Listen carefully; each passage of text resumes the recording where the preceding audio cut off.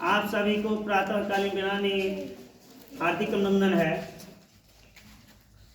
जैसा कि आप जानते हैं कि प्रत्येक दिन हमारे प्रातःकालीन बेला में हमारे विद्यालय के सभी शिक्षक कुछ न कुछ नई नई बातों को आपके समक्ष बताते हैं और नए नए विचारों को ज्ञान के माध्यम से आपको प्रस्तुत करते हैं और उन विचारों के माध्यम से आप अपने आप को, जीवन को आगे बढ़ाने का प्रयास करते हैं। जीवन एक यात्रा है और इस यात्रा में हम सभी को चलते रहना है। आपने देखा होगा कि घड़ी की सुई चलती रहती है। ये इंडिकेट करती है कि समय का चक्र रुकने वाला नहीं है। यह चक्र निरंतर चलते रहेगा, वो चाहे प्राचीन काल से हो से लेकर मध्यकालीन काल हो, मध्यकालीन से लेकर आधुनिक काल हो। ये जीवन का चक्र जो काल चक्र कहा जाता है, ये कभी रुकने वाला नहीं है। और इन काल चक्रों के खंड में न जाने कितने शासक हमारे वैश्विक स्तर पे अपनी पहचान बनाए, ये कहना बहुत मुश्किल है। जीवन में हमारे स्वर्णिम इतिहास में ऐसे बड़े बड़े शासक रहे हैं जिन्होंने अपने रूलर एंड डिग्निटी को आगे बढ़ाने के लिए शौर्य का परिचय दिया। और वो शौर्य का परिचय उनका धैर्य का परिचय था। याद रखिए, स्वतः स्मरण कीजिएगा, जिसके पास धैर्य का परिचय होता है वही शौर्य का परिचय होता है। क्योंकि जिसके पास धैर्यता नहीं होता है वो शौर्य को कभी प्रज्वलित नहीं कर सकता है।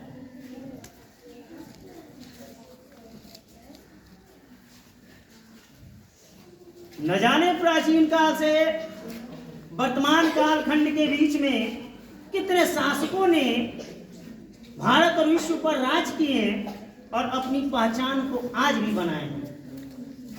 भले ही वो नहीं है, लेकिन उनकी शौर्य की गाथा को जब समय मिलता है तो हम उनकी गाथाओं को अनुसरण जरूर करते हैं। वो चाहे मगध का राजा अशोक सम्राट हो,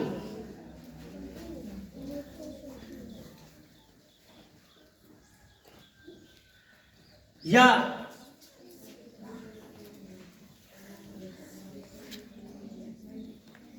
ग्रीस से आया हुआ सिकंदर महान हो,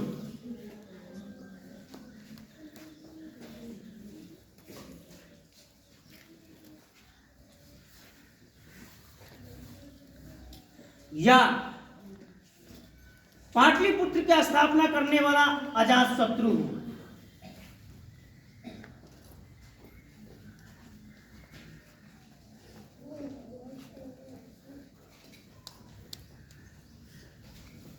या भारत का नेपोलियन कहा जाने वाला समुद्रगुप्त हो। इन जितने भी महान परिचयदाता रहे हैं, उन्होंने कुछ ना कुछ अपने जीवन में कृति जरूर किए होंगे। उनकी शौर्य और उनकी वीरता ने, उनकी स्ट्रैटेजिक यानी कूटनीतिक सोच ने,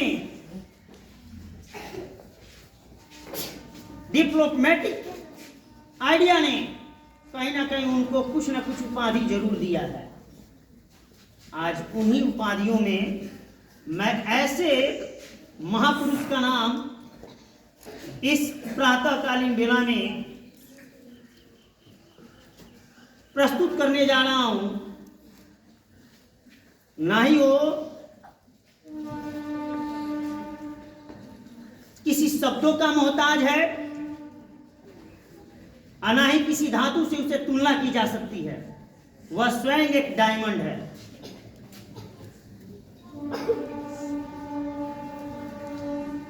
वो आर्टिफिशियल डायमंड नहीं है, एक नेचुरल डायमंड है।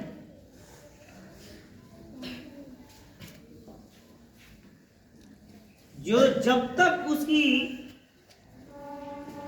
ये धरती रहेगी तब तक उसकी वीरता का परिचय सभी कालखंडों में लिया जाएगा। वो कोई और नहीं है, हमारे छत्रपति शिवाजी महाराज हैं। वो छत्रपति शिवाजी महाराज का जन्म आज ही 19 फरवरी 1627 या 1630 के आसपास में हुआ था, जो समय आज भी निर्धारित नहीं की जाती है। कुछ इतिहासकारों का मानना है कि 1627 में इनका जन्म हुआ था, कुछ इतिहासकारों का मानना है कि 1630 में इनका जन्म हुआ था, शिवनेरी दुर्ग में। कहाँ है? तो ये मराठा में पड़ता है, महाराष्ट्र में पड़ता है।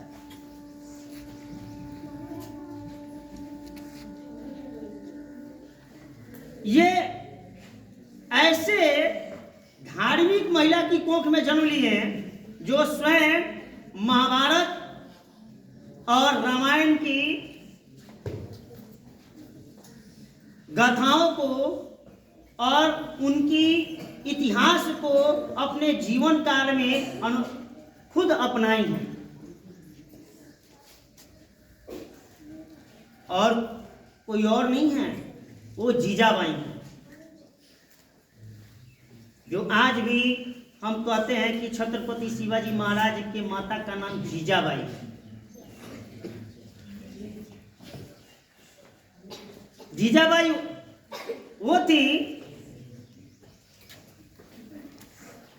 जो छत्रपति शिवाजी महाराज को महाभारत की कहानियों को किस तरह से भगवान श्री कृष्ण ने सारथी का रोल लिया था और किस तरह से अर्जुन पार्थ का रोल लिया था, यहाँ पे उन्होंने छत्रपति शिवाजी महाराज को यह ज्ञान दी।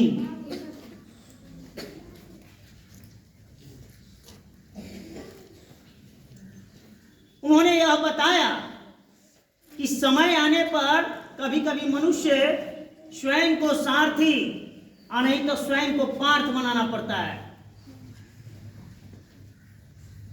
अब किसी ने खूब कहा है, जिसकी बगिया का डोर भगवान श्री कृष्ण लिए हो तो उस पार्थ को कौन हरा सकता हो। जिसकी बगिया का डोर भगवान श्री कृष्ण ने लिया हो तो उस पार्थ को कैसे कोई हरा सकता है।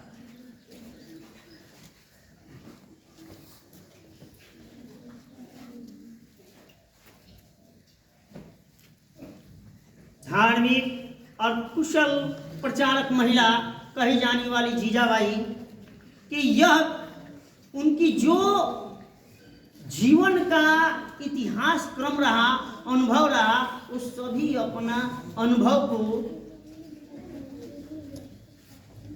छत्रपति शिवाजी महाराज को दे दी।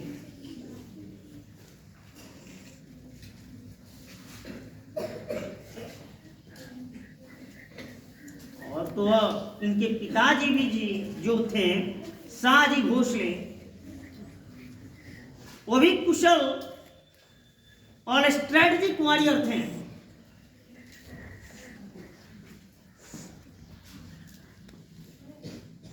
बीजापुर के सुल्तान आदिल शाह के अधीन में वो काम करते थे। मतलब उनका बीजापुर का देख रेख सभी क्रमों में उनके पिताजी ही देखते थे।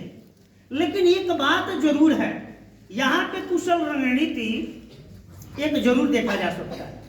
जिसके पिताजी स्वयं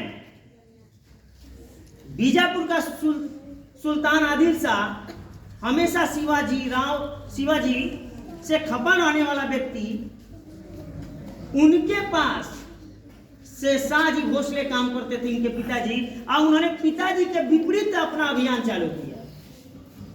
अगर आज के डेट में, ध्यान से सुनिएगा, मैम लोग थोड़ा ध्यान दीजिएगा, समझिए। अगर आज के डेट में हमारे माता पिता कहें, अगर पिताजी हमारे दुश्मन के पक्ष किसी मतलब कोई किसी बड़े घराने में काम करते हों और हम उनके खिलाफ कोई रणनीति लें तो हमारे पिताजी यही समझाएंगे बेटा ऐसा काम मत करो, क्योंकि हम जहाँ पे काम करते हैं उनका विरोध नहीं कर सकते हैं। लेकिन याद रखिएगा, पुरुषार्थ अहिंसा और सत्य की ही होती है।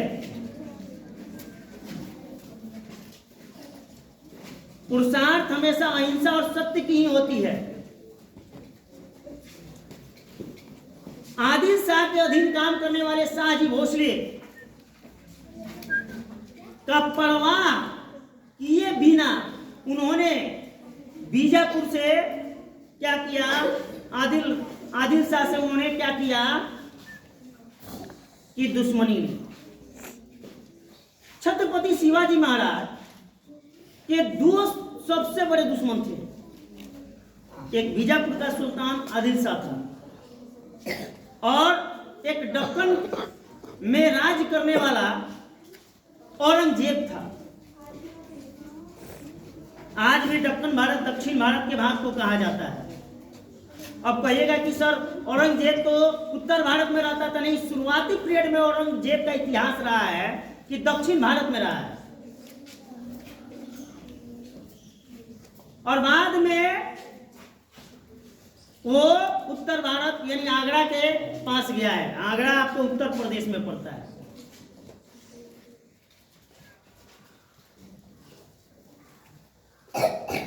वह व्यक्ति अपने जीवन में सैकड़ों दुर्ग को फतह किया है। अब किससे किससे? आदिल शाह, अफजल खान, औरंगजेब, अहमद अब्दाली, न जाने कितने ये शासक रहे हैं, इनसे इन्होंने लड़ा है।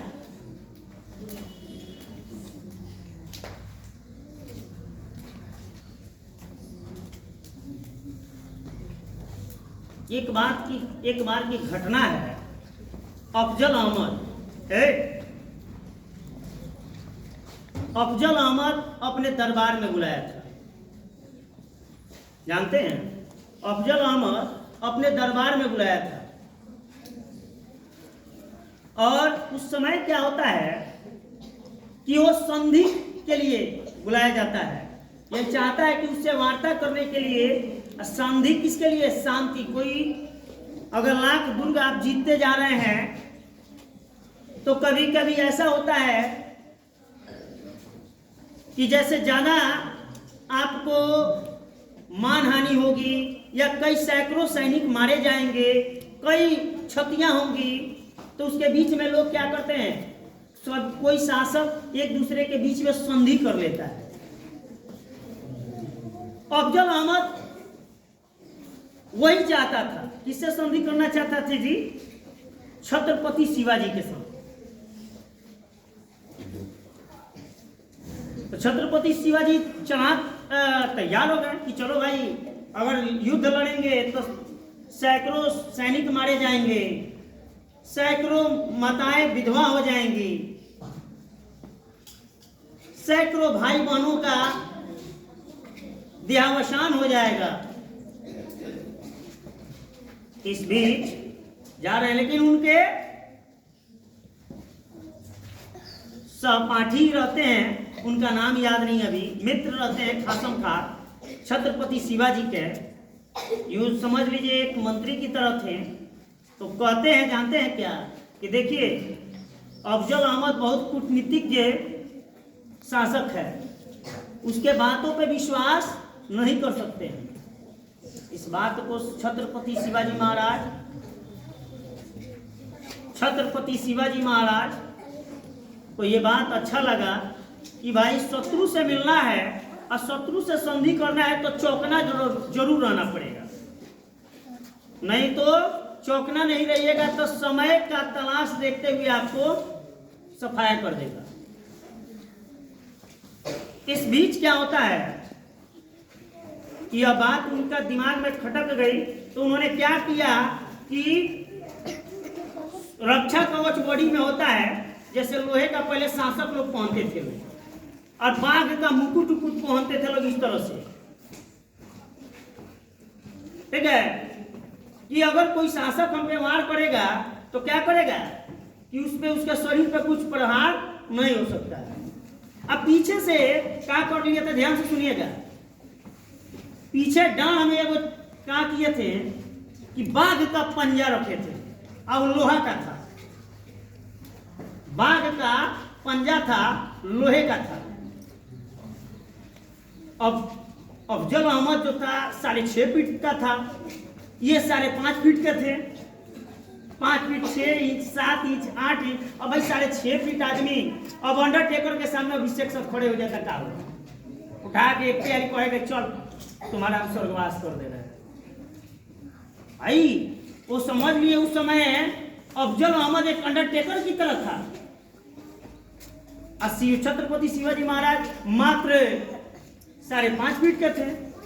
कहते कि अच्छा युद्ध जीती जाती है स्ट्रैटेजिक से, रणनीति से, कुशलता से जीती जाती है। बाघ का पंजा यहाँ पे रखे थे लपेट के, आइए वो खंजर यहाँ पे रखे थे डांड में, ध्यान से सुनिएगा किस तरह से, दिमाग में रखे थे कि ई चोटवा कुछ ना कुछ जरूर करेगा। काहे कि पापी के मन में एक बार पाप समा जाए तो गंगा जी के पानी के नहा स्नान करा देने से उसके पाप और कुकर्म नहीं खत्म हो जाएंगे। गंगा जी का जल से स्नान करा दिया जाए तो उनका पाप और कुकर्म नहीं खत्म हो सकता है, जो है वो दिखेगा। अब गए अफजल अहमद को आ जाओ, गले मिलते हैं, बेचारा चले, लेकिन जाने की छोटा बहुत हरामी है, ये हरामी है, एकदम चौकना थे। और जैसे गले मिल रहे हैं तले तो शिवाजी का टेटुआ दबाना चालू कर दिया। टेटुआ है समझा, गर्दन दबाना। अभी तो समझ गए कि अभी मारने के इरादे से है भाई। 6.5 फीट आदमी उठाए, बाघ का पंजवा हेने से लपेटे, आए वो खंजर हेने से एगो हाथ में, अब पीछवा से एगो खंजर खटाक से न मारे हेने से पेट में लाद में मार के किडनी बाहर कर दी सीधा।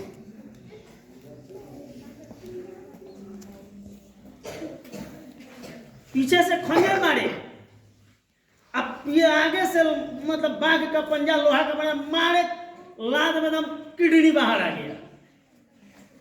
अब बेचारा हाहाकार ही का तो अफजल अहमद बेचारे बस ओम नमः शिवाय,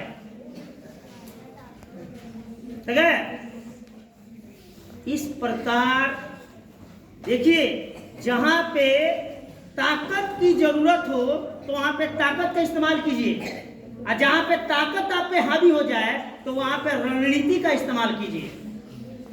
Diplomatic idea, this is called. When you have a diplomatic idea in your life that so many powerful ruler in front of you, that if you have a diplomatic idea that you win over powerful ruler in your life, समझे क्या बोले? यदि जिंदगी में diplomatic idea रहेगा, कितना भी शक्तिशाली होगा ना, लेकिन डिप्लोमेटिक आइडिया रहेगा कि कैसे मारना है सामने वाले को, रणनीति बना के चलिएगा तो मार दीजिएगा। अब भाई औरंगजेब मुगल शासक का हाहाकार मच गए भाई, अफजल खानों में तो मार दिया ही, ओम नमः शिवाय कर दिया।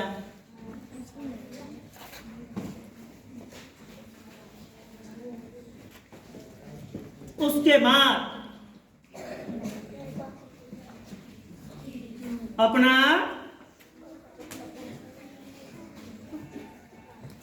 क्या होता है कि यहां से सभी लोगों का होड़ खत्म हो जाता है। अब आदिल शाह बीजापुर का, अब उसको आक्रमण करने के लिए चले तो एकदम घुस गए निडर एकदम, और सारा शासक का दम धैया उड़ा रहे हैं, और जाना कमरा में सोया है उनको भी दम ग्राहक से दम मारने वाले तो बेचारा दम चौकना को भागा तले उंगलियां उड़ गई। सबसे खतरनाक मुगलों को तो छठी का युद्ध याद दिलाना वो जानते थे छत्रपति शिवाजी महाराज। भले ही आज वो दुनिया में नहीं है, 4 अप्रैल 1680 में उनका मृत्यु हो चुका है, लेकिन एक मात्र जान लीजिए कि मुगलों को छठी का दूध याद दिलाए तो कौन? छत्रपति शिवाजी महाराज। अब मात्र 50 वर्ष की आयु में 1630 में जन्म लिए, 1680 में उनका मृत्यु हो जाता है। अगर 20 वर्ष यानी 70 वर्ष जीते ना, तो ये जो हमारा ब्रिटिश शासन जो था या वेस्टर्न कंट्री के जितने भी पश्चिम है, ध्यान से सुनिएगा, वेस्टर्न कंट्री के जितने भी ट्रेडर आए थे व्यापार के माध्यम से, चाहे वो डच कंपनी आई हो या तो फ्रांसीसी कंपनी आई हो, ईस्ट इंडिया कंपनी जो 1600 ईस्वी में स्थापना हुई है, अब फ्रांसीसी कंपनी का 1664 ईस्वी में स्थापना हुई है। अगर 20 वर्ष रह जाते ना भाई साहब, तो अंग्रेजों को 17वीं शताब्दी 18वीं शताब्दी में खदेड़ दिए होते। 17वीं शताब्दी में भारत को 19वीं 20वीं शताब्दी में आजादी मिलना और स्वतंत्रता लेने की बातें छोड़िए, अगर 20 वर्ष रह जाते ना तो अंग्रेजों को भी यहाँ पे धूल चटा के भेज दिए होते। अरे भाई इनका नीति था कि किसी भी दुर्ग पर कोई भी शासक से संधि कैसे कर लेंगे, कैसे अपनी ओर मिला लेंगे।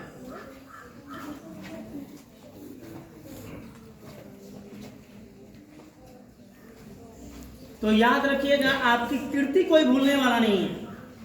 भले अभिषेक सर रहे या ना रहे, 20 वर्ष 30 वर्ष 40 वर्ष या 1 दिन 2 दिन बाद, लेकिन आपको दिमाग में स्मरण जरूर रहेगा कि भाई अभिषेक सर कुछ बताते थे। ये दिमाग में आपको जरूर रहेगा, क्योंकि आप जो हैं वो आपको चमकेगा और बिखेरेगा, और वो चमक आपके जीवन को प्रकाशित करेगा। वही चमक शायद छत्रपति शिवाजी महाराज के पास था। उन्होंने अपने पहचान और शौर्य को दर्शाया और कहें कि शत्रुओं पे विजय प्राप्त करनी है तो कुशल रणनीति लेना ही एक कुशल शासक का सबसे बड़ी नीति होती है। युद्ध बल से नहीं नीति से जीती जाती है। युद्ध सेनाओं से नहीं रणनीति से जीती जाती है। युद्ध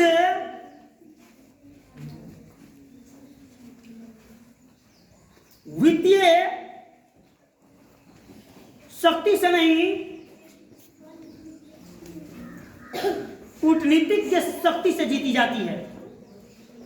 अगर ये तमाम आपके पास रणनीति है तो दुनिया का कोई भी व्यक्ति आपको परास्त नहीं कर सकता है। और याद रखिएगा, जो संघर्ष से निकला व्यक्ति होता है वो हमेशा कहीं भी रहे, भले ही अंधकार में ही वो बैठा रहे, रोशनी से प्रकाशित जरूर करेगा, क्योंकि वो उसकी कीर्ति और पहचान है। और ये कीर्ति और पहचान छत्रपति शिवाजी महाराज के पास था। ये भले ही वो नहीं है, लेकिन आज पूरे भारतवर्ष को, पूरे हिंदुत्ववाद को, पूरे राष्ट्र को यह गर्व होना चाहिए कि एक योद्धा पूरे मुगल को नस्तनाबूद कर दिया था।